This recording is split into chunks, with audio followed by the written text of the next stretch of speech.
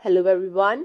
Welcome to our channel ISC Steno. We are starting the passage at speed of 80 words per minute. Start. Sir, the Honorable Minister read out the whole list of schemes which the government had been introducing, like the Rural Work Scheme, crash programs, 500,000 jobs scheme, and the whole plethora of schemes, but he has deliberately concealed the most important thing, namely, despite all these efforts by the government, unemployment has been continuously rising ever since the first 5-year plan. If in the beginning of the first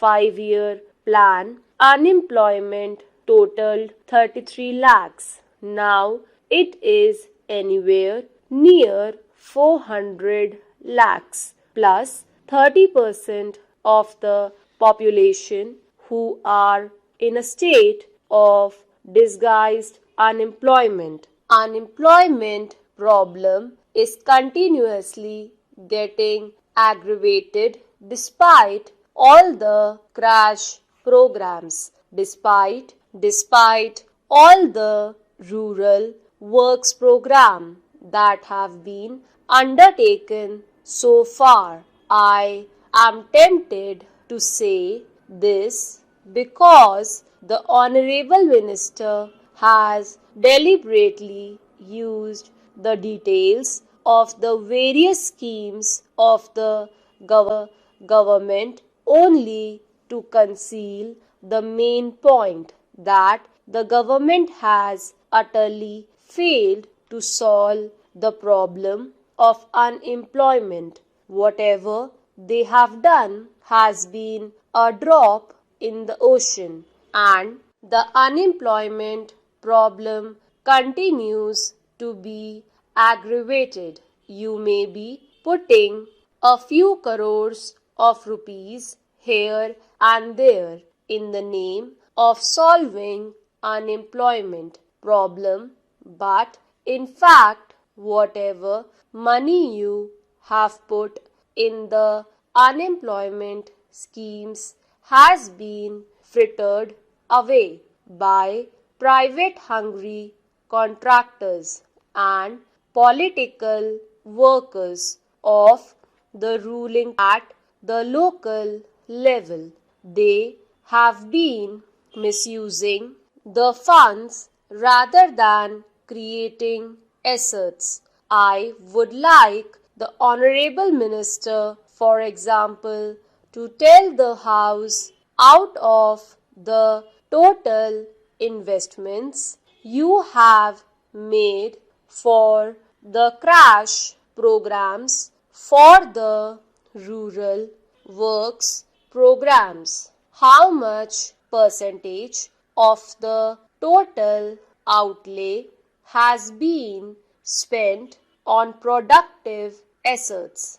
Government will not be able to give the figures because, like the figures for unemployment, government refuses to collect figures regarding productive assets. How much of the total outlay for employment schemes has been spent on productive assets, creating employment of a permanent nature. In fact, a large proportion of the money has been spent on investments which create only temporary jobs, and the man days that have been added to the total employment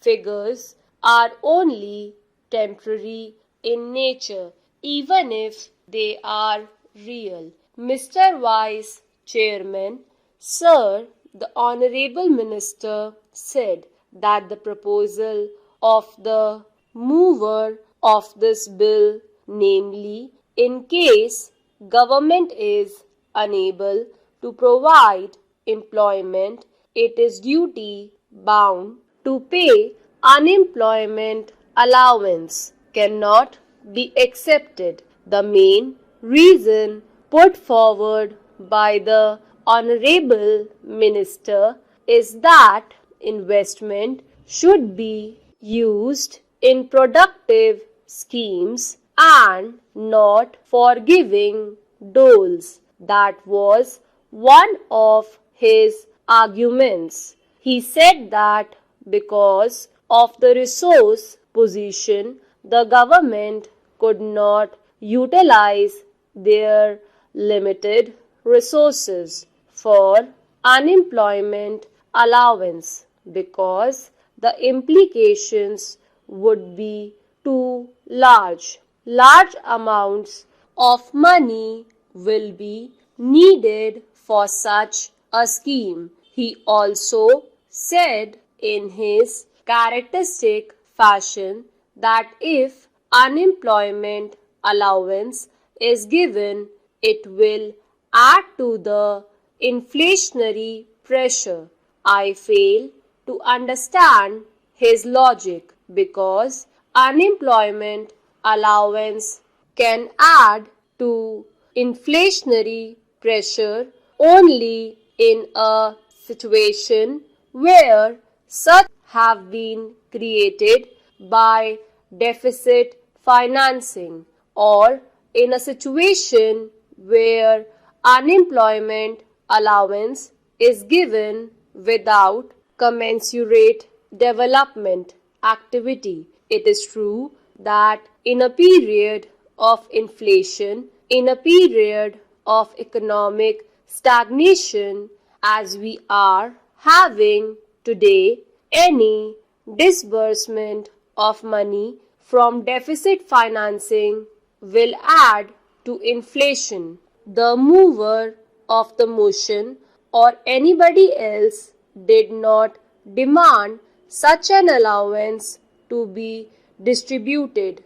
We demand that while the economic crisis should be solved by changing the economic policies of the government is duty bound to give unemployment allowance in case the government fails to provide gainful employment to the people, particularly the working people. The Honorable Minister spent a lot of time in enumerating the steps that government have taken. For example, the Bhagwati Committee's interim report was submitted earlier.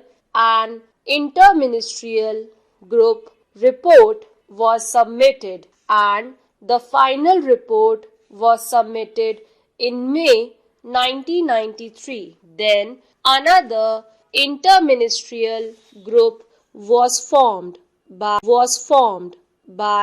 the Planning Commission. They deliberated and submitted a report after a number of years.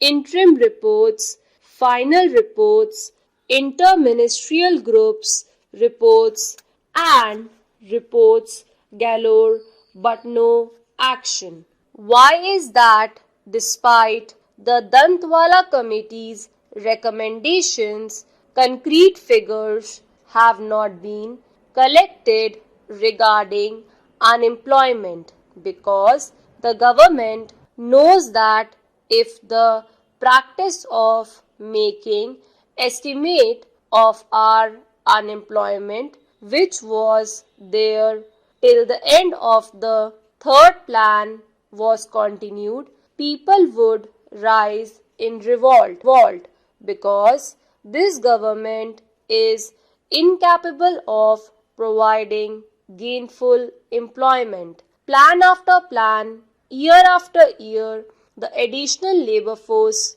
coming to the labor market has been much larger than the additional employment generated by all the crash programs and special programs taken together.